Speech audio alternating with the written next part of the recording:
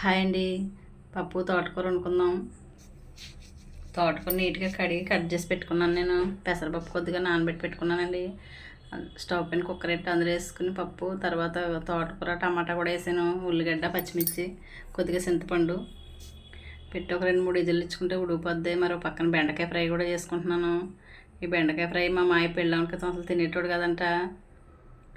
ఎప్పుడైతే అత్తమాట బెండకాయ ఫ్రై అంటాడో మళ్ళీ జిగురుగా కావాలి ఆయనకి. చుండలో 3 విజిల్లకి మంచిగా ఉడికిపోద్ది మనకి పెసరపప్పు. తర్వాత కొద్దిగా పసుపు, కారం, సాల్ట్ వేసుకున్నానండి. వేసుకున్న తిప్పుకోవాలి ఒకసారి. చూడండి మెత్తగా ఉడికిపోయింది. చింతపండు కొద్దిగా ఇలా గుజ్జు పిసికి వేసుకుంటే సరిపోద్ది. ఇదంతా ఒక ఉడికితే సరిపోద్దండి. ఇలా పప్పు చాలా బాగుంటుంది టేస్ట్ అయితేనే.